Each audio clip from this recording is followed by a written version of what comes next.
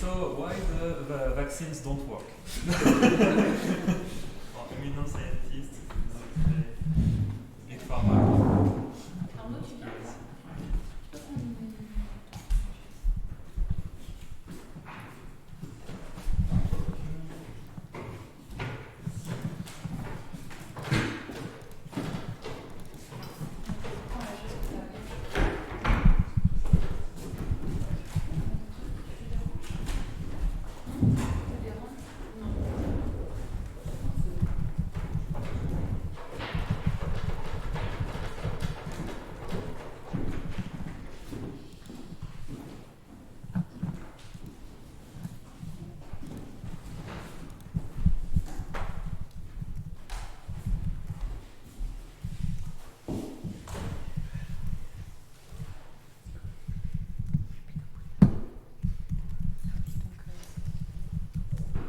So you just have the reminder, please remove Wi-Fi.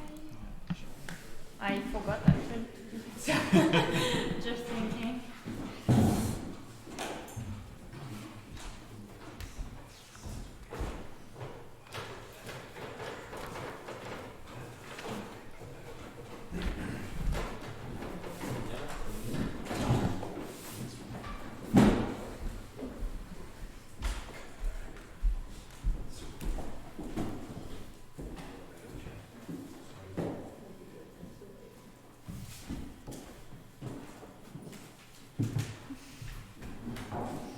Did you send me the? I did in principle. Yeah. It's happy to me. It might take a bit to the right. It's still sending actually. Ah yes, it's a huge. 6 million. Okay, it will be right. It will cause a bit of trouble at the beginning of the stream, but not so much.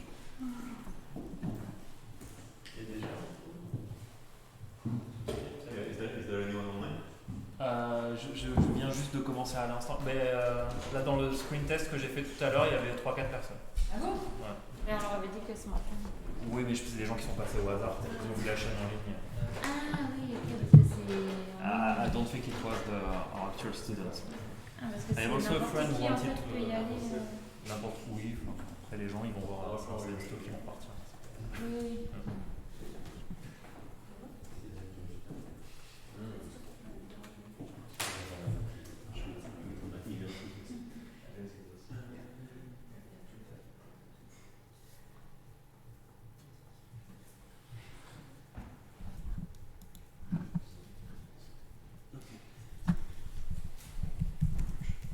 One more minute and we start. So one thing that we're trying to do here, also that we're experimenting with, is trying to play a bit with the lecture format. So like there is lecture, there is lecturer, but you also want to have a more interactive thing. So people from the audience, you and teachers or other participants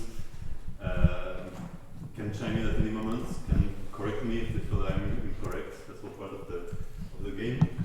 We're doing a thing where yeah, I mean that's a game. I guess I will start now. It's 11 exactly as of this second. So did you receive the? Yes. Just a minute. No problem. I will catch you up with you. So no problem. feel free to begin. Okay. Cool. So thanks again for all being here and somehow. Yes, interesting. That's what I was saying when I say I will catch up with you. So go along with the technical issues and. Oh, it's good. So yeah, I'll start by saying a few words about the mindset in which we tried to think of this call, because it's a bit of an unusual format. The other thing I would say first, before I go to these very pretty books, is the thing that we try to do that is unusual is instead of having different teachers come each with their topics, we tried to more or less all think through the whole program all together and all work on some lectures that pertain to our research or do not pertain to our research. We both have viewpoints from the inside and the outside. And it's really, yeah, we'll see how that works. So the feeling that we all had, I think, that prompted us to start this thing was that, okay, there are very good books of community ecology and theoretical ecology, always run by 5-year-olds, but good books. The thing that is missing in those books, in our opinion, most of the time, is they're very exhaustive, they're very detailed, but it's hard when going through a book like this to really figure out how to compress this knowledge, how to extract. Basically, there tend to be a sea of different topics, of things that you should know about the ecology, of sources of evidence. It's hard to see unity going through these many different literatures. And also, it's often hard to really catch on to what are the deep gaps and tensions that are somehow hidden behind the fact that different people in community ecology do very different things. And so what we want to achieve here is really not to be completely exhaustive. I mean, our program, if you just look at the titles of the lectures, it seems like we're going through everything, it's super ambitious. Actually, like, it will be a little bit of those various things, but we really want to focus not on telling you every fact that people know or think they know, but rather where we saw that there can be bridges between things that have not been bridged or that maybe have been bridged but not explicitly enough, and also gaps or tensions. It's really a work in progress. Like, we want to do this over a few years. So right now, this is us and this is you. I have to apologize. You are our test subjects, and actually we're all each other's test subjects right now because the other lecturers are part of the experiment. So really, you can help us and bring your own insight, be critical of what you say, of what we say. That's really part of the game. And the plan is to do this over a few years, to repeat this school over a few years, improve it, and eventually maybe come up with a textbook or something like this, learn from all the insights that we will all have come up with over this process. So this first lecture, as I say here, it's a bit strange. It's a bit philosophical, I guess. It's lots of text. I know that you shouldn't put that much text on slides, but there will be lots of text. What I want to do is just jumpstart the process of thinking about how the literature is divided, fragmented in many ways, and how to connect it. Feel free to jump in. So, first of all, what is community ecology? I guess most of you are aware of what it is because you do it. Yeah? Will these slides then be provided? Slides will be provided. Yeah. We're still figuring out how much in terms of recording and everything will be provided. Like, will we provide videos for everything and so on and so forth? Not clear. Slides, I think everybody should be comfortable with it. Right. So I'm going to talk mostly about this, knowing that, of course, within, sorry, there's a fly in front of me. Within the field of ecology in general. Okay, well, this doesn't laze anymore. It does laze. Yeah, sorry. Within the field of ecology in general. So it goes really from, in principle, questions about individual, behavior, all the way to big, like carbon cycle or these kind of things.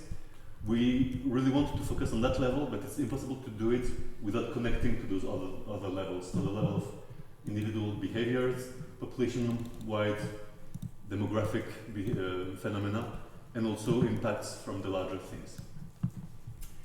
The big questions that, let's say, it's maybe not the only big questions, but at least 3 clearly big questions in community ecology, I would say. The first one is obviously biodiversity. So why do we see so many species out there? And why also is the world so unequal in terms of how common or rare the species are and so on and so forth. Another one obviously is functioning, so more how is a community a system?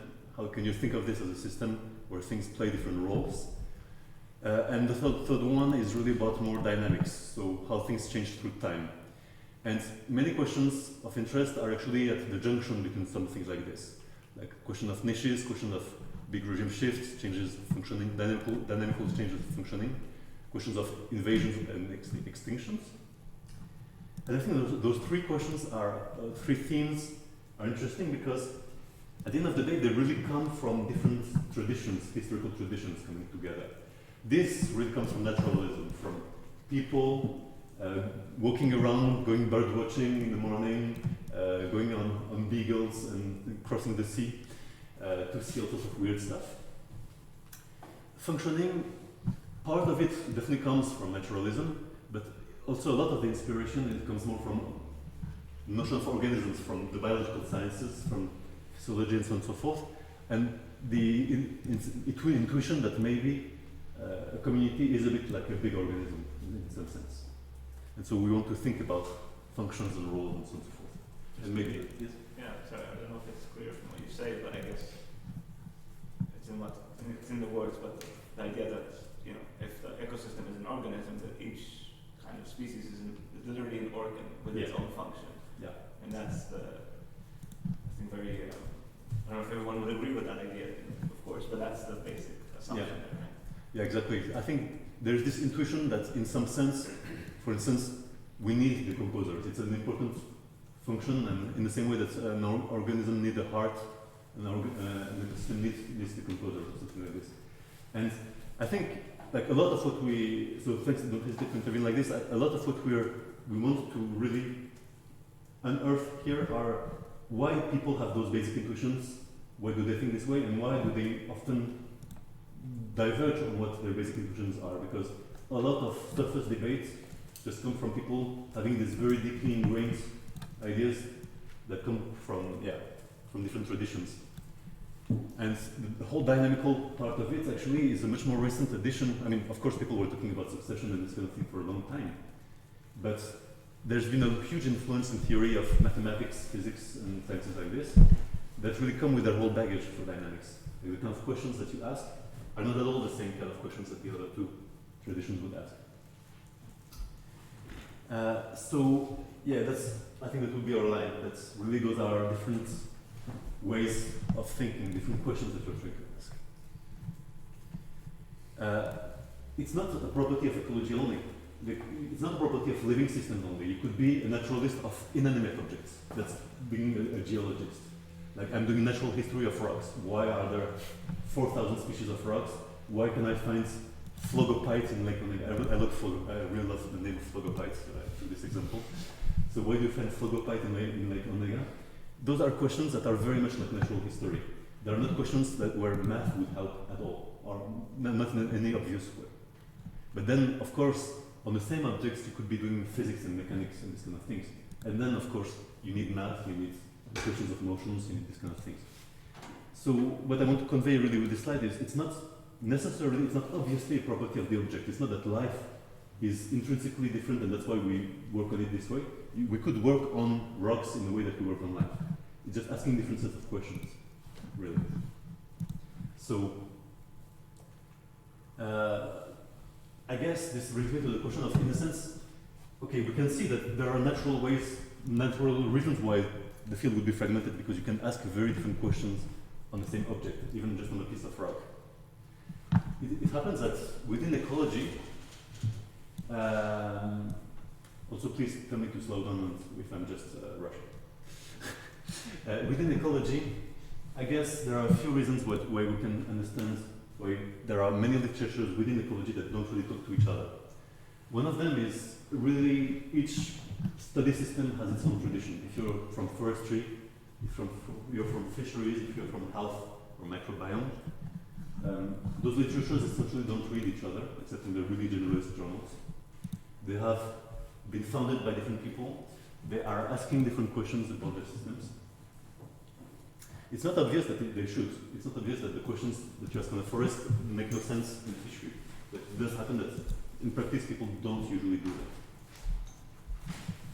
Another aspect is people, because of those deep ingrained intuitions that are almost philosophical or aesthetic, like, you know, a community is an organism. Some people believe that at a really basic level, other people just reject that at a very basic level. This leads us, as soon as we start making theories and models, to have very conflicting assumptions in what we should put in the model. And so, of course, then the results will be very conflicting also, and that leads to many debates in ecology that are hard to resolve because it's not even obvious that there is a solution that would satisfy everybody. And of course, here I'm just throwing lots of examples at you. Many of those things are things that we will discuss throughout this week.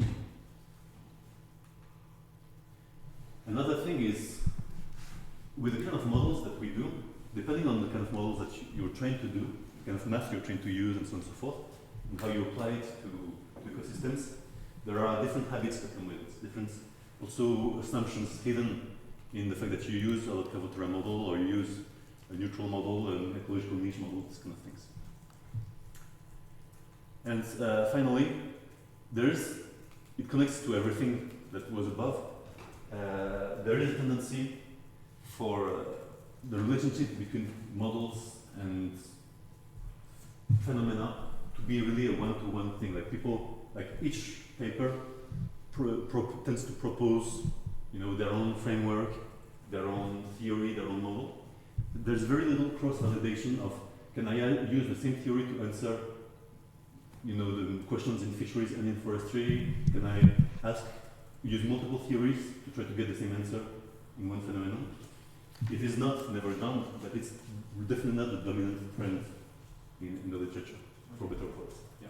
I'm wondering, for the third one, do you mean, for instance, the tendency to maybe use dynamical models as opposed to... That's an example, yeah, exactly. That's a very good example. Like here, for instance, a mass balance model is often non-dynamical. We don't assume that anything changes in time. You just say, we'll show what this is as an example, but you just say, there is this much carbon coming in, that much carbon going out in different forms, and I'm assuming I'm at equilibrium, and I'm not asking any question of temporal change, of causality. I don't know which one is the cause or the effect. It's just a completely static viewpoint, for instance.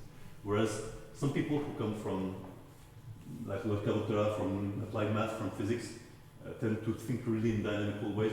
If you don't have a dynamical model, it's not even, you cannot be mechanistic without having a dynamical model for some people. And that's one of the many recurring debates, like what model is mechanistic or not, what does it need to be mechanistic? Does it need to have causality in there? Does it need, and so on and so forth, these kind of things.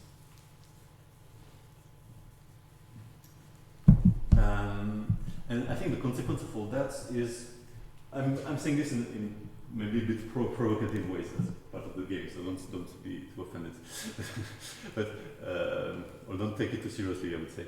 But I feel that, in a sense, many insights that you find when you read the literature are confusing when you come from outside this specific literature, let's say fisheries, because they make sense a lot within a certain paradigm. Like for instance, if you don't have the ingrained idea that neutral theory and niche theory should be deeply different, then you will not be impressed by a paper that tries to unify them. It of course addresses gaps that are part of the paradigms. And so I think that's a big part of why it's hard to get those literatures to talk to each other. That's they don't see each other's problems or each other's questions, and so they also think that the others are doing things that are a bit weird or a bit strange. I'm going to start with some examples of this. But yeah, really, people jump in with examples also if you feel like it. One thing I wanted to say, yeah. Maybe that's what you're going to do now, but the last thing you said, I felt there's a subtlety between not sharing a certain paradigm and just not knowing, like ignorance. Like if someone talks to you about something you don't know, you're not surprised, you're surprised, you just don't know. Yeah. But what's the subtle difference between having a different paradigm? Like, is that you know the object, but you come from a different perspective on it? Yeah, that's a good question. I feel, sometimes it will not even appear that the things that people are asking are a valid question, are a question at all. Like from it's a question of indoctrination, essentially. Yeah, it's a little bit like, for me, like it's a good example for this, that it's looking outside of our field. Like when we look at debates between top-level economists, it always seems that their questions are just nonsense. Like I wouldn't even think that's a reasonable starting point for how to think about the economy. And maybe, probably I'm wrong because I'm not a top-level economist, but it's really hard. It's not just ignorance. It feels that let's say, if there's a whole debate about what's the best way to have a trickle-down Is it to, to release tax on the richest because that will prevent stagflation, or to do something else like a monetary policy because it prevents degrowth? I'm not even sure any of the premises here are right. I feel like the premises are wrong. Not even that the debate is wrong, maybe their arguments are logical, but the premises from which they're starting, that for instance GDP means wealth or this kind of things, is not even the right premise. So I think that's a bit what I want to point out. I wonder if an example, I can't remember the details, but in early astrophysics, like they wanted to explain the motion of planets within a certain paradigm, and it got really complicated. Right. I guess they were making progress within that paradigm, but then if you just remove the paradigm altogether, then Yeah, there's zero progress. there's no progress, there's no answering. Yeah, exactly. Sorry, I forgot what it was. Yeah, I don't know if you're familiar with this example. I guess it's a physicist thing a little bit, but basically the example that Jeff is using is that the assumption when people thought that the Earth is at the center of the universe was that all the motion of the other stars and planets could be explained by, they had to be circles because circles are perfect, but if you follow a star, it doesn't move like a circle, or especially a planet. So they thought it was circles on top of circles on top of circles. And if you add enough circles like this, eventually you will be able to correctly predict the motion of planets around that we see in the sky. And with like 50 circles, it kind of works because you have so many fitting parameters that, you make it work. But actually, the basic truth is Earth is not at the center, and all the motions are elliptical anyway. So as soon as you put the sun at the center and things as ellipses, everything works with only just one parameter. So. All this new idea. Was it like from someone having a different perspective on it? It was. We should ask Kepler. I don't know why he came up. Like, I know why Newton actually was. So the reason why. Yeah, are you looking it up? Yeah, no, I was But I mean, one thing that clearly played, that's the answer you'll find usually in history of physics books, is that people were so focused on circles because they thought that the world of the stars is perfect, and the circle is the only perfect form. So it couldn't be any other shape in the sky because the rules of the sky had to be different from the rules of Earth. Whereas any kind of parabolic movement was known on Earth from just gravity. So as soon as you accepted that the sky was like Earth, as soon as you did this unification, then doing parabolas or hyperbolas or these kind of things was not so shocking anymore, and ellipses in the sky as well. But that's more Newton-ish. I don't know, like Kepler was a bit earlier and he's already had this idea of the ellipse. Maybe he was like, man, an ellipse is a flat circle anyway, so it's still okay.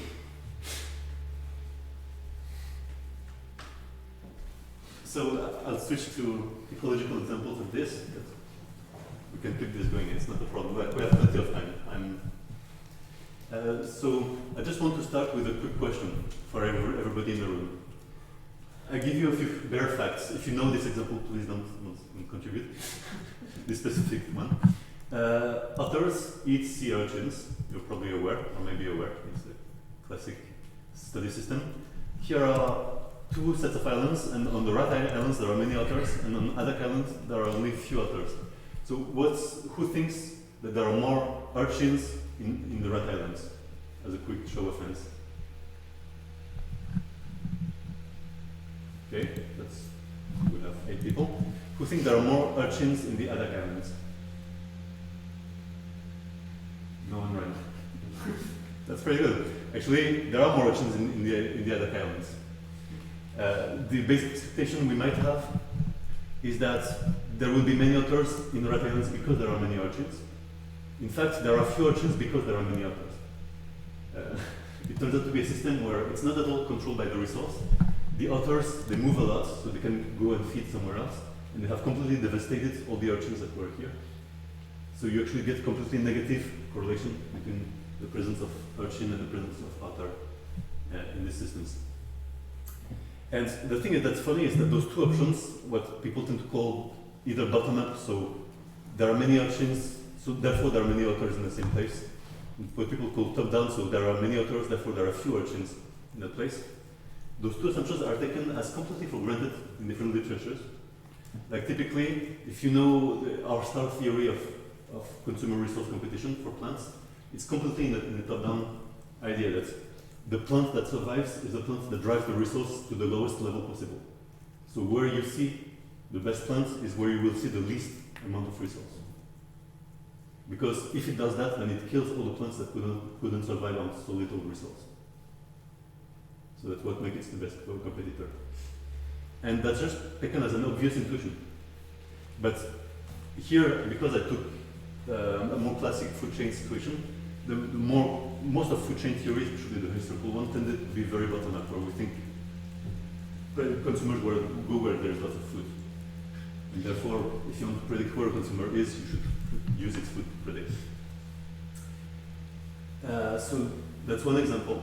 That's an example that will actually be discussed over 2 lectures coming tomorrow. So in various ways, not this exact example, but this general question. Even maybe 3 lectures. Anyway, more examples of these big conflicting paradigms that are really based on those intuitions. One is what is more stable between species and roles. Another one is, are ecosystems roughly in balance, or are they really constantly very far from any kind of balance? The species versus roles one. I'll start with the roles worldview because historically it's a bit of the older one in some ways, at least for ecology. This idea that you have here, let's say, 5 different roles for what kind of seabird you can be, and each role can be filled by many different species. There will be many different species competing for the same role. So species are extremely diverse and so on and so forth, but at the end of the day, what really matters is do they fit in the flamingo class, in the duck class, something like this. Therefore, this list of roles is kind of a fixed arena for competition.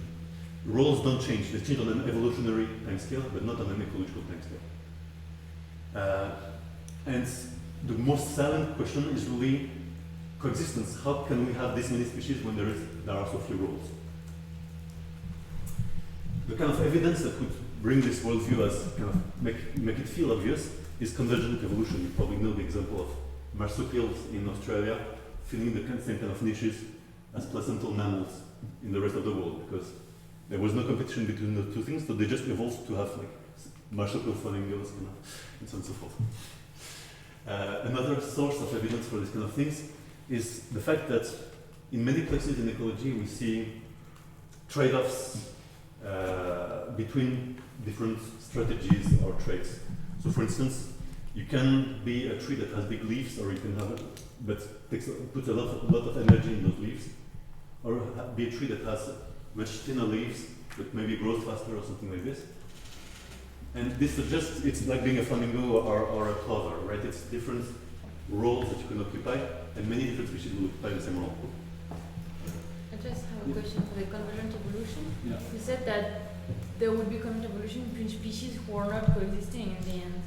Yeah. So how does that explain that there would be more species on the same road? Because they have the same road, but they are not. They are like one side of the world, and it doesn't explain coexistence within a role. Actually, it's even evidence to the contrary in a way. Okay. But it is evidence of the fact that roles are much fewer than species, and you can independently rediscover the same roles even if you're stuck in Australia. And yeah, the origins of this worldview are really based in evolution, physiology, these kind of things. Then you have a very different worldview, which is the species-centric worldview, which is really, each species is its own unique beast at the end of the day. They don't want to fit into your predefined roles. They have, when you build a network, and we'll see a lot of networks, you think that each species has its own pattern of interactions. There is no reason that way it should be constrained by the interactions that are forced by a role. And it's a very open-ended arena. You could very well imagine that there is a new species that suddenly enters here, and it interacts in some way with this and in some other way with that, independently of what previous species were doing in that system. Thus, the roles, that means, oops, sorry for the microphone. Don't destroy my material. It means that the roles are kind of poorly defined. We expect them to be changing to depend on which species are present or not. Maybe some role will not be achieved at all in some ecosystems. And here, in that worldview makes sense if species are the more stable entities. If you can track a species across different systems, it will maybe play different roles in different systems, but it will be unified by reproduction and inheritance. So that's the right unit to base your view on.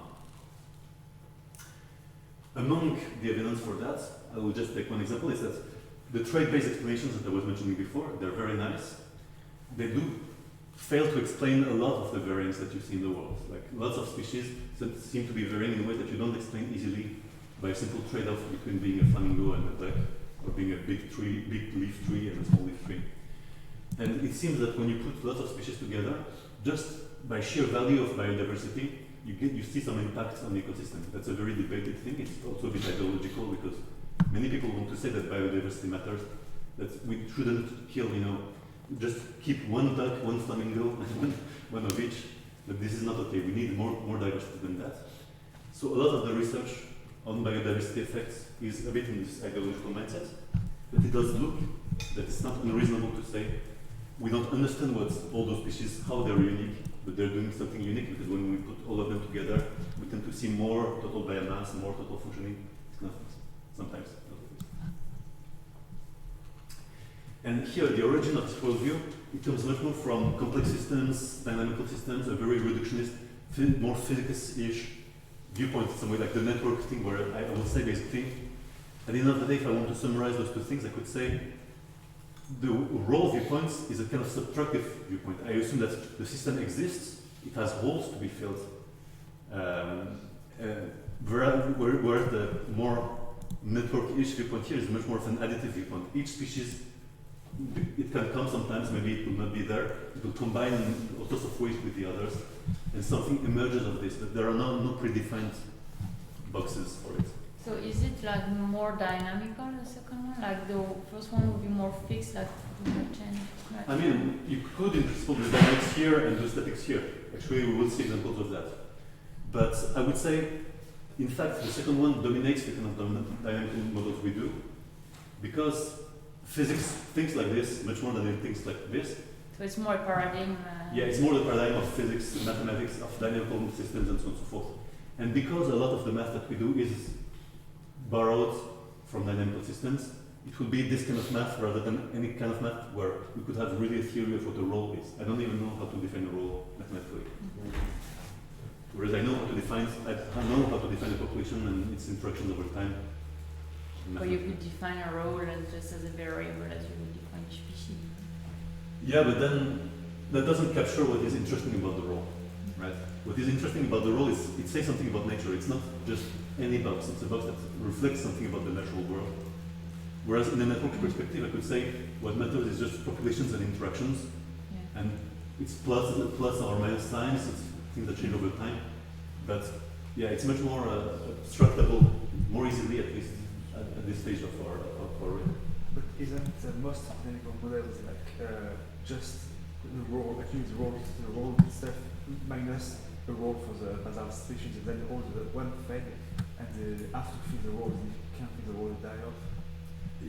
You're talking about food and models, this kind of things? Or food. Yeah, so I guess the way that this pops up a little bit in our dynamical models is that we do realize that at the end of the day, we cannot imagine that networks are completely devoid of any kind of functional structure. But we really put the minimum that we need. Like we will say, okay, there is basal species that are special, everybody else is different. And that's already a good starting point, but it's a very minimal starting point in the sense of, I mean, it's not differentiating between a flamingo and an oyster catcher, right? It's a very rough level of functionalism. Matthieu? Yeah. I might be a bit nitpicky here, but Sure. for the additive viewpoint, you were talking about reductionism and so on, Yes. and this didn't say networks, and I can completely see how networks fall into that. But I mean, networks, for instance, all of this is to say, oh, you just said every species can potentially add extra thing that's different and so on. Whereas reductionism implies I can all boil it down to like a single equation or something along those lines. And so I'm trying to. No, here, okay. Let me try to tell you why I think this is reductionism. It's reductionism at the ecosystem level. It's saying the way to understand an ecosystem is to break it down into the species, look at each species individually, independently of each other, and then put them back together and see what emerges. Whereas here, the role of viewpoint is assuming that the ecosystem kind of pre-exists in a conceptual sense, that the ecosystem has some needs, some roles, some things to fill, and then the species come and fill it. Of course, no one really thinks, or not no one actually, few people currently think that an ecosystem wants and needs things. But there's a bit of that intuition that, like a social system, there are roles to be filled. So this is, of course, you can be a reductionist here and non-reductionist there, but it's not really the main way to do it. Right? I do not see why these two viewpoints are kind of contradictory. In the sense that, I mean, for example, in island biogeography, I think it's called, like you have the island, then random species come, and then a community is formed. So we have the adjective viewpoint, but once the community is formed, then each species like performs a role. So then it starts to have its needs and roles and communities working. So why these two viewpoints are like seen apart? It's not. It's more a question of emphasis. Like if you do a dynamical model, you will care a lot about can species invade or go extinct or so on and so forth. And you don't, in the model, know nothing in your model of biogeography is actually saying what the role of one species is, right? This is not apparent in the modeling. Whereas if you wanted to really do a model of this, you would explicitly try to put as much information as you can on what traits are really important for those roles. And maybe you don't care at the end about the other traits that the species can have.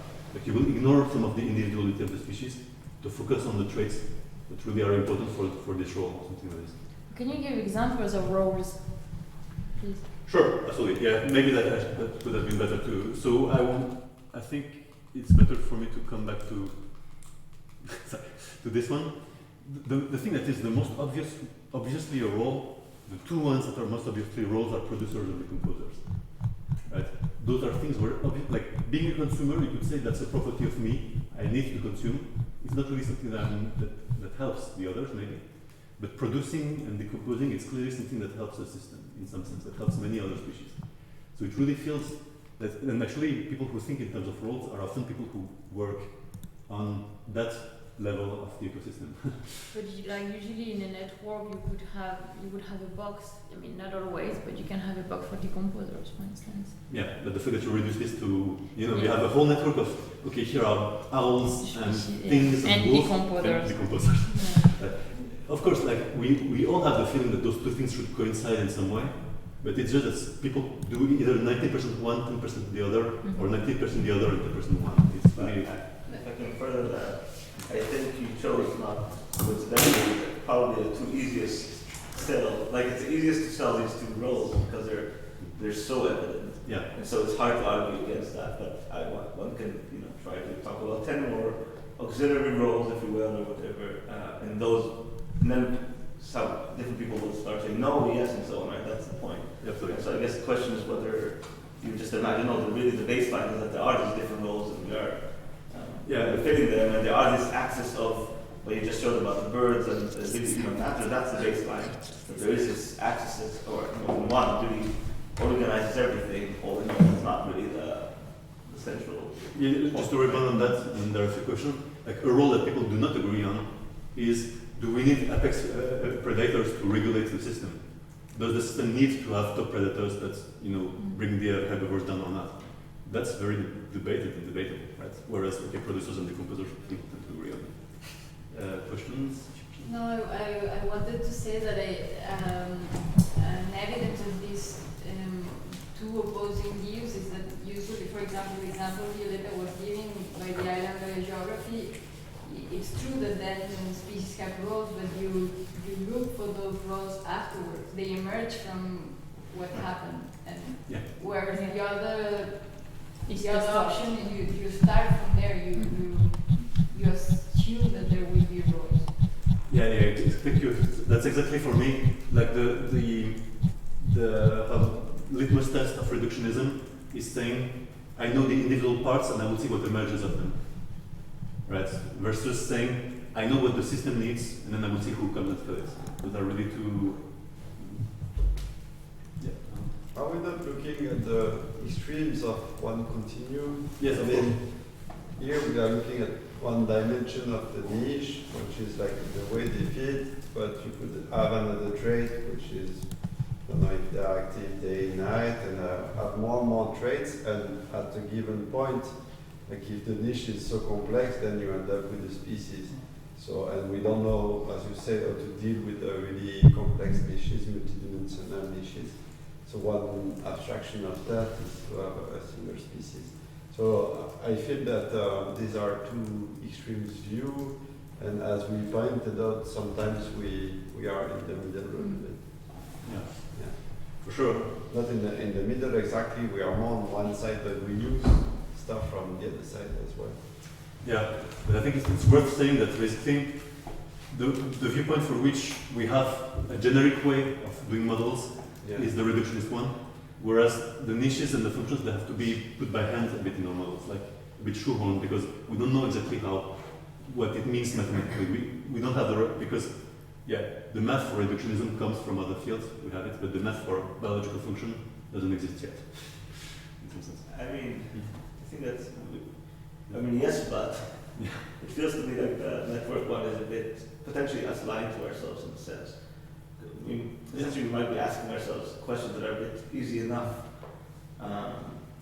so that every once in a while we get something right with a very, very basic model and we're like, great, we got this right, but I mean, in the other option, when you make mistakes, maybe it's more obvious, so you have to be a bit serious about your physiology, about your whatever. Yeah, absolutely. And no, exactly. In a sense, it's a question. Here, a lot of the heavy lifting will be done by your expertise on the system, and here, a lot of the heavy lifting will be done by the mathematical modeling in principle. But concretely, So actually, for example, the MacArthur consumer resource model, despite dividing species on roles, actually has the addictive viewpoint. Yeah, really. Like it's the minimal amount of function that you put in a dynamical model. Say, okay, it's a dynamical model, it's very additive, but there are two classes. Right? It's something. It's better than nothing, right? That's how you can start to talk about functions. But otherwise, it's very much in the edge. So, second opposition, another tense one. Are ecosystems in balance? Is there balance of nature?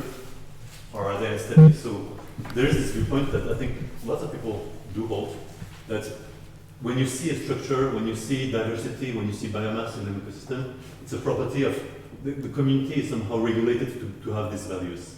Like it would go towards those values if you let it somehow. And of course, all of the data that you have in ecology is very, very noisy, but maybe those are fluctuations around that ideal. And if you average out or if you aggregate or something, you will get at this ideal of, let's say, a tropical forest is intrinsically very diverse, a boreal forest is intrinsically low diversity, and this is where they want to go. It's how they are, right? There is the opposite worldview, which is really, like, the world is really all about chance and context and happenstance. Like, sometimes a species will evolve in that place, and therefore suddenly you have this whole diversity of offsprings of that species in that place, and there's no specific reason why it should be there rather than somewhere else. It was brought there, it was limited by mountains. The world is really not about, like, the properties of ecosystems that you see are much more about local context or history than anything optimal or regulated or balanced. And of course this tension, both are again limits on the spectrum. Obviously the world is somewhere in between, but it's really like deeply ingrained intuitions that will really decide what kind of explanations you accept or not. It's not very specific to ecology, by the way. It's extremely prevalent in social sciences. So it's that's the first joke I get from all the lectures.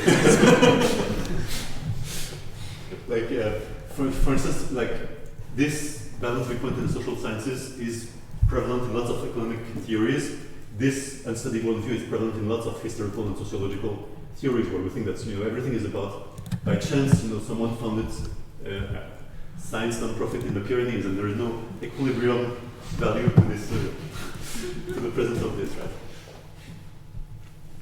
So the funny thing is, you can actually combine those two debates that I mentioned. I will show how to do this. So first, quick show of opinions. What explanation do you have or like or have thought about for why a community can be invaded by species, by exotic species, invasive species, and so on and so forth? Does anyone have something they have heard about or that they like for why a community can or cannot be invaded? Because the other species in the area don't know how to fight that new species. Yeah. Okay. Yeah, because the invasor doesn't have any predator.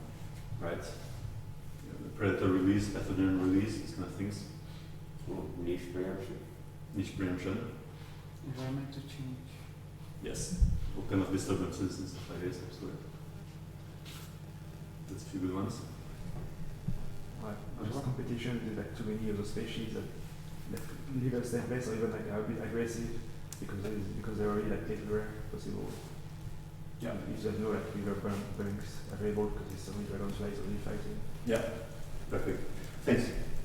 Those are great examples, and I think they help make my point, which is you could answer this question in the species versus role situation. Are all the niches occupied? You assume that there are fewer niches than species, and you ask, is there niche preemption? Or you could ask it in the balance versus unsteadiness. Is a community stable such that it can resist invasion? There is enough competition to prevent the invader, or not? And it doesn't necessarily have anything to do with niches or any kind of functional thing. It's just a question of dynamics. And the first one, actually, is usually tested by changes in diversity. And I will explain it. And the second one is usually tested by changes in composition. So you could have all four combinations of those two things. You could assume that communities are stable and saturated. So every niche is already occupied by the best competitor, and it will resist this way and it's stable. You could assume that it's stable and unsaturated, so an invader will be able to enter because the niche is open, but it just enters, it fills the niche, it doesn't perturb the other ones. You could assume that it's unstable and saturated, so every time an invader comes, maybe it will have some chance of success, but if it succeeds, it will replace someone who's already there, because all the niches are already saturated.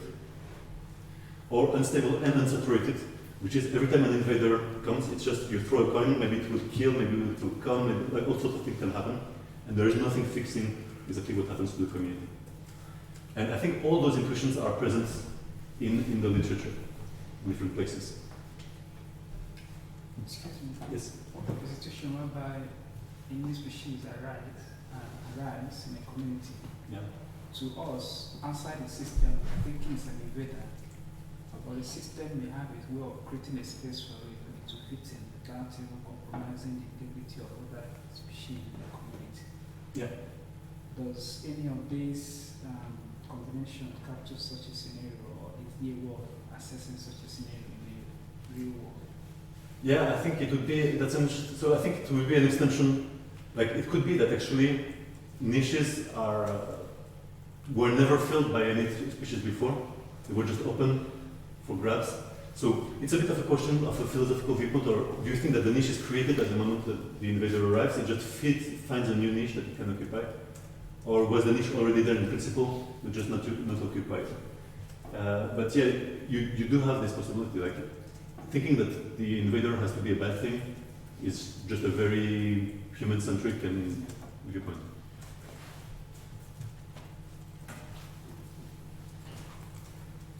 Let's switch to math a little bit. Maybe we can take a 5-minute break now. I think it's already 11:45 now. What people think? A 5-minute break? Yeah. Yeah, 5 minutes.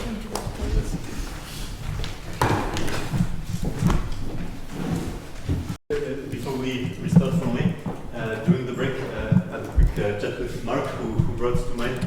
I can just, I think that could be useful to clarify this just a bit further, which is to say the difference between the two viewpoints is if you want to understand something, do you try to go and look at what ingredients are inside of it, what components are inside of it? Or do you try to look at what it is part of? Do you try to go to something larger and understand what roles it plays in that larger thing? So to take an example from biology but not ecology, if you ask me, okay, explain what the heart is, I could take my scalpel and open the heart and look at there are tissues, there are cells, and so on and so forth. Or I could look inside at the body and say it's an organ that serves to pump blood for the body, right? Those are really two different directions and both are valid.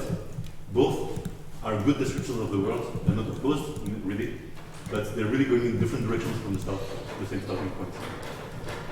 And so typically, this role viewpoint comes very naturally to ecosystems ecology people, because they start from saying there is the ecosystem, there is the carbon cycle, or the nitrogen cycle, and what matters is, okay, each species has their own little part to play in that thing. But they start from the big thing to explain the small thing. Like the small things are explained from the part in the big thing, in a sense.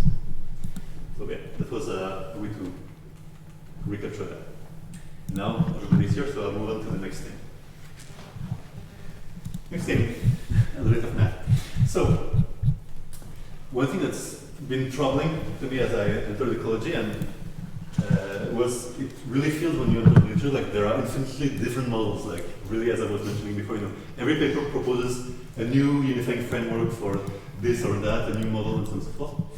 But if you look at the math that those papers are actually doing, most of the time it's actually the same math, or pretty much the same math. So then you're like, wait, is it new, is it not new, what is actually happening here? And the funniest example for me, it's maybe about like a personal bias, but the funniest example is there are many papers devoted to whether the logistic equation should be written like this or like that. So if you like just expand the parentheses, it's the same equation with alpha equals r over k. So it really seems a bit strange that so many papers would spend a lot of time arguing for those two things. Why would they do that? Because once you have written a model, the unconscious bias that we have is to think those two parameters, r and k, or r and alpha, are independent species property. And then it's not the same at all to say that r is independent of k as to say that r is independent of alpha. For instance, here you would say maybe a species could have an r strategy or it could have a k strategy. Right? That would be maybe there's even a trade-off between the two. If you think this way, if the parameters are independent, those two, then in the first model it means that your initial growth, so initially you grow just like Rn, exponentially, and then you saturate at k. If R is independent of k, then it means that initial growth tells you nothing about final abundance. Whereas in the second case, if R is independent of alpha, then final abundance is proportional to initial growth.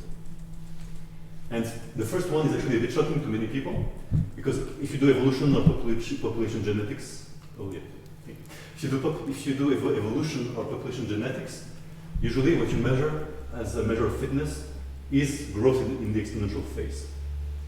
So if fitness has nothing to do with your final abundance, it means that your ecological success could be unrelated to how fit you are in the way that fitness is usually measured. And of course that's very annoying to many people, because it means maybe all that they're measuring is useless ecologically. Actually.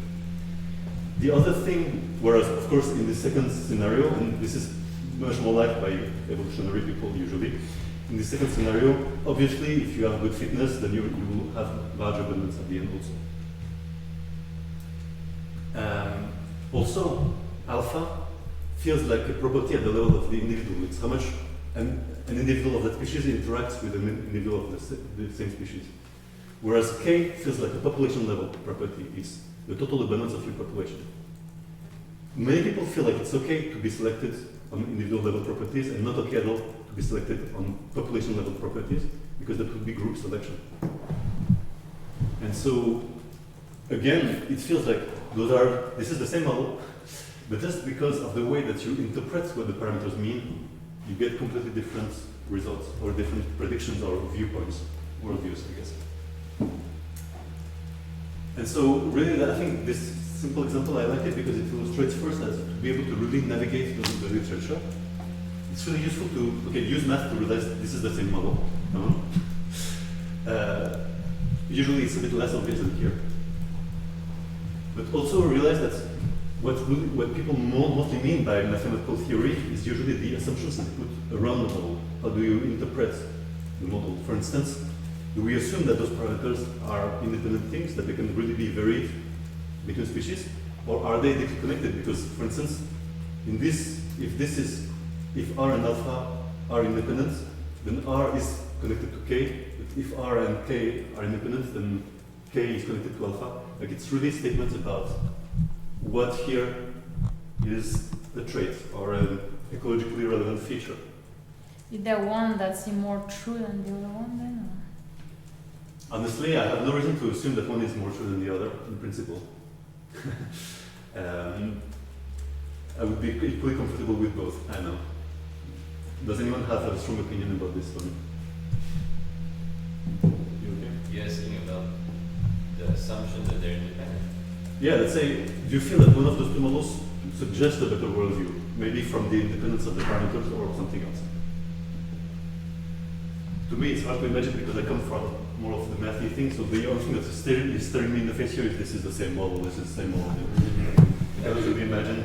Me, I don't know, maybe I shouldn't take too much space, but the view I have is that it's a matter of how you want to be, how do you think changing parameters will impact what you're interested in. Usually you want to identify the parameterization that is going to express this variation the most. Yeah. And whereas you're talking more about biological assumptions.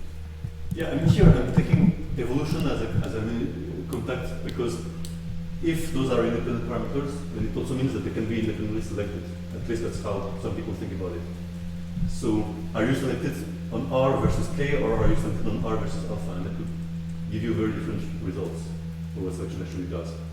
Like typically, if there is a trade-off between R and K, you can go out in nature, measure the R's and measure the K's, and you should see an anti-correlation. If you're selected for R and alpha, if you go in nature and you measure R and abundance, you should see a positive correlation. So it really makes different predictions. But people have done that, no? Yeah, and you have both results. Of course.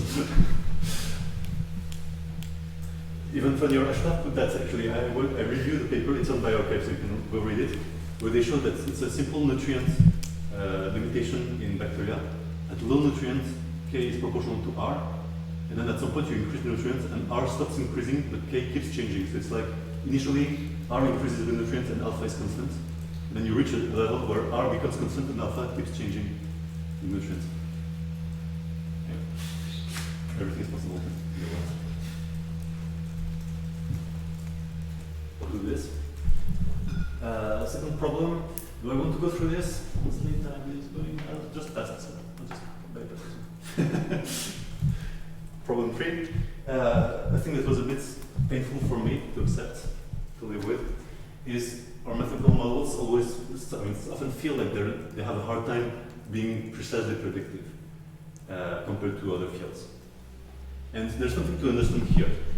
Like, for instance, a lot of models explain reasonably low amounts of variance. Is it because biology is intrinsically unpredictable? Is it because we're doing the wrong kind of math? Like, there's all sorts of this kind of deep existential questions that you start to ask yourself as a mathematical ecologist. Really, like, what am I doing with my life? And then you find happiness. Happiness is at the end of it. So the thing I want to say about this is, for instance, a lot of what you will see in the lectures that we're looking at is population dynamical models, like log Cavotera or those kind of things. In principle, you could always say, we care about species abundances, we can go out in the field and measure them. When we care about biodiversity, we care about rare and abundant species, so species abundances are good variables to work on. We also know that species are interacting. So in principle, we could always think about writing a model where the variables are species abundances and the parameters are interactions between those variables. That seems like it should always work, right? In principle. This is a very simple case in which obviously it will not work, at least it will not predict what you see, is if you put a little sensor here in the ocean and you look at and you measure levels of plankton, most of the fluctuations that you will see are due to sea currents and not at all to population dynamics. You will see one day there will be a lot of plankton, another day no plankton at all, just because some current brought the plankton. And whether the plankton reproduces or not has nothing to do with what you're actually measuring.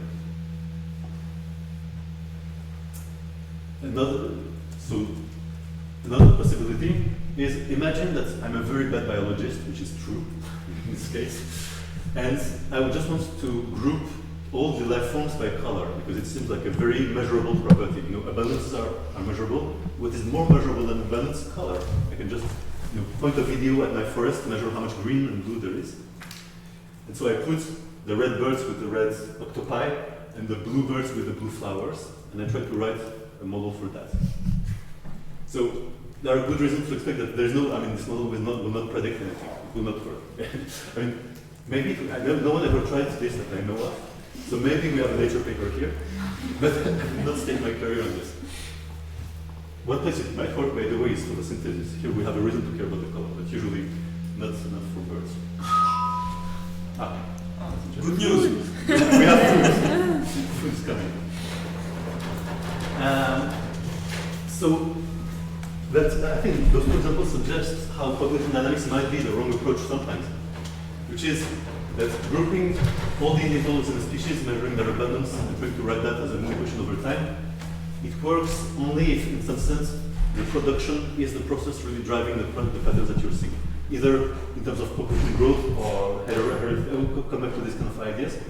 But imagine, for instance, that what matters is just grazing from cows. That's the only thing that you're seeing in your data. And what will matter is all the big grasses will be grazed, no matter which species there are. Imagine that what really matters is spatial fluxes like the plankton, and what will matter is not the species, but the site, the spatial site that you're in. And so every time we're writing a model and saying these are the variables, we're actually implicitly assuming what process is the important process, always hidden. And these are exactly the kind of hidden assumptions that we usually don't really verbally explicit that we're making, like, do I really believe that in such and such system this is the dominant process? And most of the time I will not even be able to tell you what is the hidden assumption behind a given model. It takes a lot of thinking to realize that. I don't know, I'm just thinking it's a bit of a dumb statement, but it's going along with this idea of, making a dumb idea like the blue and red, which I like. Because someone was asking about like Kepler, how did they come up with the idea? But it is very likely because someone was asking a bunch of dumb questions, and one of them turned out to be less dumb. And so, I kind of, in my mind, like maybe it's not a bad idea to make a bunch of dumb models, and then one of them might be, oh, this is actually not as dumb as I thought. By neutral theories, you get that. What series? Neutral theory. Oh yeah. The premise is outrageous. Yeah. But it's very dangerous because then you end up having correlation rather than develop any mechanism behind it. You don't really understand. Well, in a sense, isn't it saying you find a mechanism that most people would just say, oh yeah, there's a mechanism, but it's not important. And like if you were just completely trying to find random correlation, like they show sometimes the consumption of beer versus the consumption whatever, then that's nonsensical. Who knows, but it is likely nonsensical. No, but you could, I think to my mind this is more about saying, oh, there's 10 other things going on here. We just tend to ignore them. Like Matthieu suggested in the next example, is that we tend to assume that reproduction really matters versus something else. And so then it obviously will again still be wrong because it is likely that our baseline assumptions are correct, mostly-ish. But so actually let's cut off my slide here. Oh well, I did put a figure from that dialogue. Okay, what happens when we don't cut the universe along the right lines? Well, the variables will be very unpredictable because there is no causal relationship between the variables that we're using. And also the parameters that you measure will be changing all the time. Like the interaction strength between red and blue has no reason to be a fundamental constant of the universe. It will just depend on if right now I'm looking at blue birds and red birds, or if I'm looking at blue birds and red flower, or something like this. So really the sign that you have not cut the right lines is found in this inconstancy of parameters and everything. And here is a funny example, which is just some two-species dynamics here. Just trajectories and trying to estimate what is the interaction coefficient between the two species at every point in time. And so the dotted points are what is the impact of red on blue, I think, at any point. What is the impact of blue on red at any point? And you see here, they're not so far from being constants over the trajectory. So here, I would say, okay, a population dynamical model is not that bad. Those are almost reasonable parameters. Of course, in the start, maybe something else is happening, like maybe there is, latency in bacterial growth because initially they changed their metabolism or something. So here, since I don't have metabolism, I don't have the right parameters. But then I enter a regime in which reproduction is the dominant phenomenon here, and therefore the parameters become constant. At least in this context. There's no reason to believe that the same parameters would hold if I did experiment like 1 meter further away. But hopefully, at least here it holds.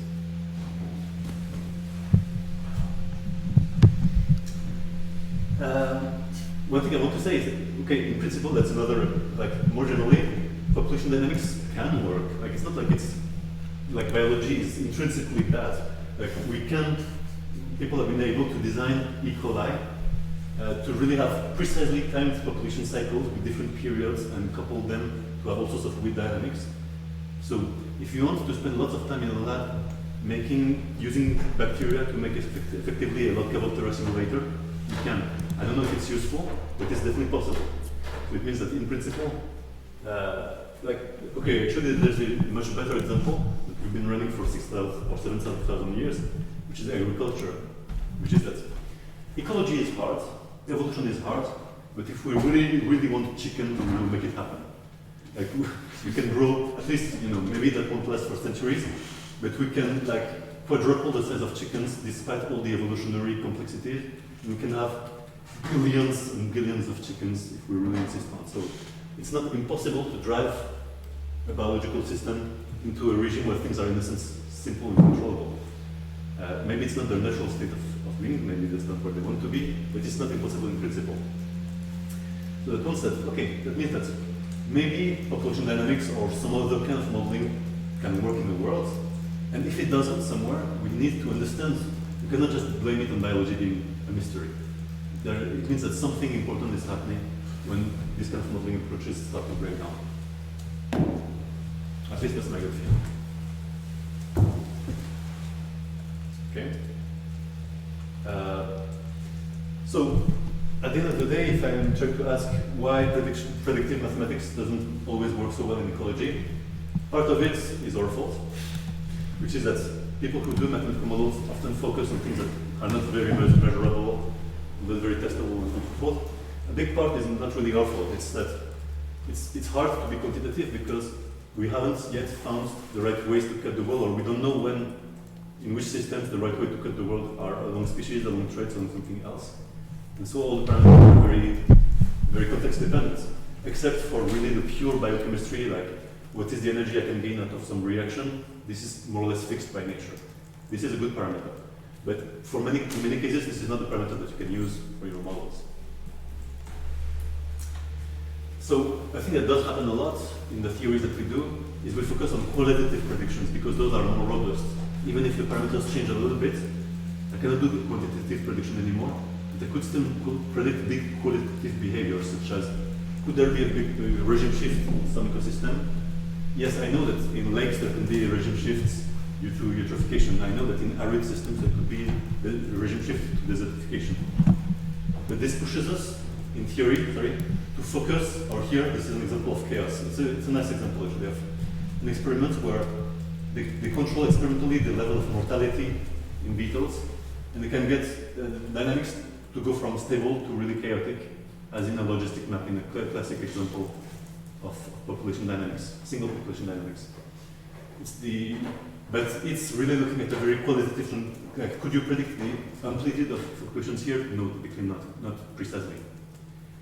And the problem of focusing on those very qualitative things is it will bring our focus onto some extreme, maybe rare things, such as big regime shifts or clear transitions from stability to chaos. And when we see them, we know that our theory is right, but it's not obvious that this is the kind of theory we want to say for everything. I'll take, I will take it. So, that's a really short one. So a small question is, I've been talking about that a lot, but I will just try to recap a little bit. Why are there such different paradigms? So, okay, I've just ignored this. I'm just restating that it's natural in ecology that there are many different places you could start from, and many different intuitions on what is obvious or even possible. One reason why there could be different paradigms is just purely accidental. Like it so happens that, for instance, people who work on functional responses in predator-prey relationships, initially many of them were interested in the predator more than in the prey. So the way that you write functional responses is usually based on predator traits more, or predator behavior more than prey behavior. This has changed over time. This was really the starting point. And that's just an accident. And of course there are a lot of those accidents because, for instance, for animals it's easy to measure behavior. For plants it's easy to measure spatial organization. For microbes it's easy to measure metabolism. And so maybe a microbial ecologist will think the right way to do ecology is doing like community level metabolism, that would be obvious. And no one who is working in a park in a Serengeti will ever try to do metabolism at the ecosystem level and just saying, I don't care about lions and gazelles, I care about how much, give me a metabolite please. How much of such enzyme is present in the Serengeti. No one that I know of at least does that. Maybe they should. But sometimes maybe those paradigm differences are actually justified. Maybe it's true that, for instance, in the ocean you should have a certain type of model, and on land you should have a very different type of model because you're in such different worlds, like the constraints are so different, but maybe it's correct. So I'm not necessarily blaming ecologists for, all of us I guess, for those paradigm differences. Maybe they're justified. But I think in both cases it would be very helpful to know exactly what to measure, to know when the paradigm is correct or not. And this is, I think, what we lack, a lot of what we lack. And I guess that's what us and other people before us obviously have tried to inch their way towards, which is how do you start to connect those things.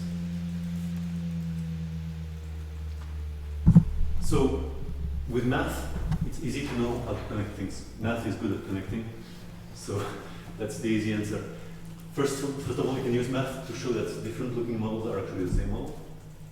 Or that even though they look different, they are different, they do behave the same, they will make the same kind of predictions. Or even if they don't behave the same, there are actually particular cases of a broader model. Like for instance, unifying niche theory and neutral theory by saying there is a kind of neutral niche theory where there are just two special cases in different limits. And now, since I know the parameters, I can know how to know if I will fall into neutral or if I will fall into niche. Or at the very least, even if none of this is true, the same kind of basic mathematical intuitions will hold, like feedbacks, perturbations, memories. And this is a lot of what we will use in the future lectures also. So those are good ways to start.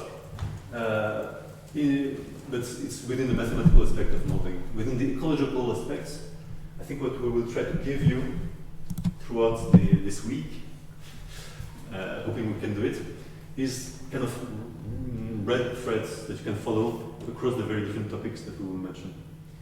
So one of the, like among those red threads, okay, the two questions I mentioned before can be good red threads. Other red threads that I will mention, quickly, like here I will just give you just a quick impression.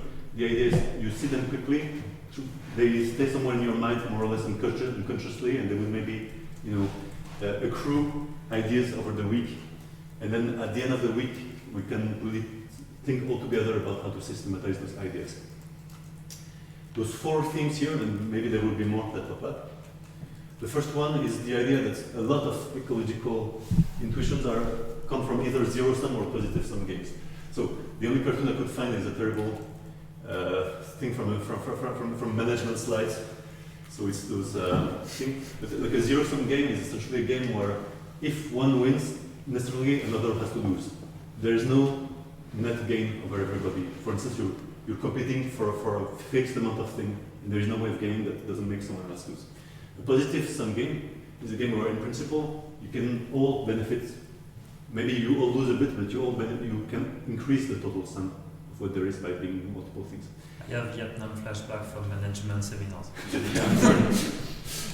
And therefore, with our exclusive INTP training pack, you will be able to go from this situation in your company to this.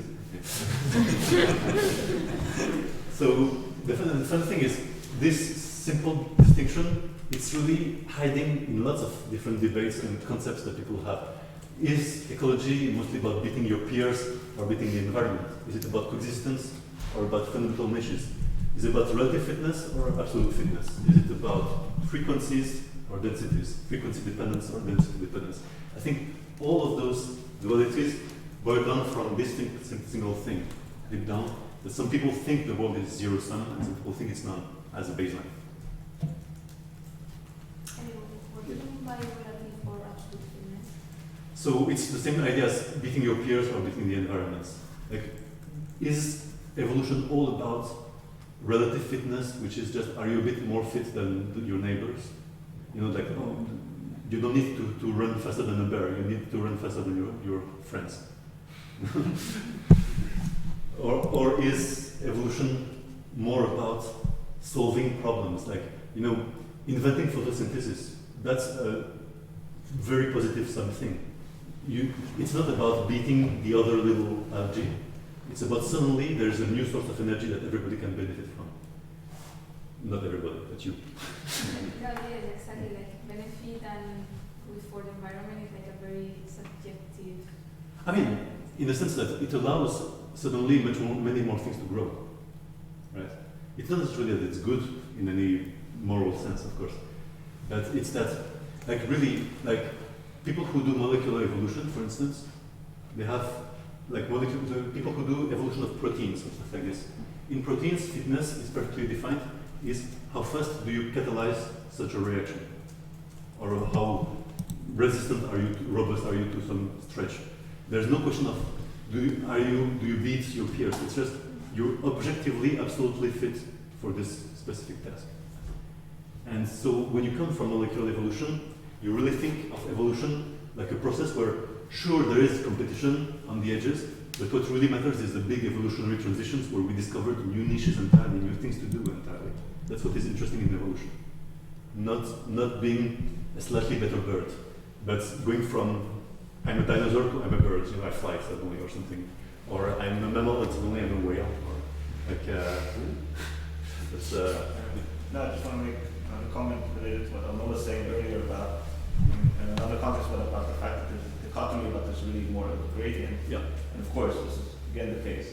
And you can just, to my mind, an easy example of that. And for this is that if you move from the Arctic down to the tropics, just a general intuition would be that up in the Arctic, it's so difficult to survive that it seems evident that what really matters is in beating the environment. Yes, maybe you need to beat your peers as well, but you need to somehow just survive somehow, which is most likely to be at least the major challenge, if not the only challenge. Rather, if you're in the tropics, maybe you also need to beat your environment a little bit, maybe a lot still, but it's definitely more conceivable that beating your peers will matter more. So at the very, how much I don't claim to know, but it seems logical to assume that at least it will be at least more about zero-sum game all of a sudden. Yeah. So this is also to say that, again, here and repeatedly, a lot of these kind of dichotomies are not always, oh, which one is right. It's also understanding when, like, there's more likely that a lot of these things are sort of this gradient of sorts of figuring out how to even know that is often part of the question. Yeah. As an example, following on this example, like a plant evolving some molecule that allows it to resist freezing, I would call that absolute fitness. A plant evolving a molecule that kills the neighboring species, plants, is much more about relative fitness, right? So then, if the plant resists better, then he will outcompete the other ones that do not have this. Maybe, but that was, like, in a sense, that's not the most interesting aspect of that. Yeah. You see what I mean? The interesting aspect of that was that suddenly you figured out how to beat freezing. Whereas there are many ways that you could kill others without beating freezing.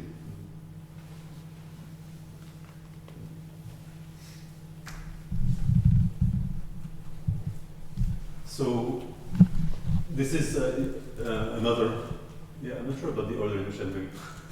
Sorry, I don't know why this should be here. Anyway, we will try to explain how this works as a red thread. I think that's all I have to say about it. That's another one that's actually one that popped up more and more as we were talking, is as a red thread an idea of exotic versus generic phenomena. So as a biologist, it can be very nice to go to the Andes and finally find a perfect rock, paper, scissors system. I don't know if you've ever heard of these lizards. So they live in South America, and they have 3 different colors, and exactly one beats, like the orange one beats the blue one because they can take their territory. The blue one can cooperate to beat the yellow one, and the yellow one can sneak copulation from the orange ones, for better or for worse. And so basically each species exactly beats another and is beaten by another, and it's a perfect example of a theoretical toy model. But when you have that, okay, we have found one species of lizard that does that. We have found one type of Ecology that does that. Is that an important theoretical success where we can say, look, this idea works in principle, all I need is one proof of principle, then it helps me think about the rest of the world? Or is it really confined in some sense to a kind of isolated curiosity, and that really doesn't matter for most of ecology? Right? If you don't work specifically on those lizards, maybe it doesn't help. And so in a sense, that's the question of which phenomena are a bit of a curiosity, interesting and cool, important for one system, but don't necessarily radiate on other systems, and which phenomena are, in a sense, much more the baseline of what you should expect for how the world works. And especially, how does that depend on simplicity versus complexity? That's a red thread that will pop up a lot. And almost finally, I think, so that's a classic one. I don't think there is a single ecology book or lecture that at some point doesn't say something like pattern and process. I'm sorry to sacrifice. What's sorry? So Simon Levin's fault. Yeah, probably Simon Levin's. Oh, I think even before him. No, but you know, so that is no chance. Yeah. So basically, what you measure in nature are patterns. What you sometimes want to know about are processes such as reproduction, trade, whatever. What is hiding behind the process? How often can you actually look at a pattern and figure out what is the process behind? Rarely, maybe. And does it matter if a pattern is actually good or bad at revealing the underlying process? For instance, if you see a normal distribution of some trait, it tells you nothing about the process, because basically every process, like billions of processes, will give you a normal distribution. So it's a pattern that is very generic, very robust, because it is not tied to any process, specifically. And I think this one is the final one, yeah. I think maybe I've tried, I mean, it has popped up a lot in what we were saying, that there are a lot of things that are presented, like polar oppositions, like dichotomies, like black and white contrasts. Often they would be resolved by either realizing that there were more than those two options, really completely different options, not just a gray in between the two, but really completely different options. Or the two options exist, but they're very asymmetrical, like one would be very rare, the other one would be very common, for instance. Or just that people are using the same word to designate things that have nothing to do with each other, which is very, very common.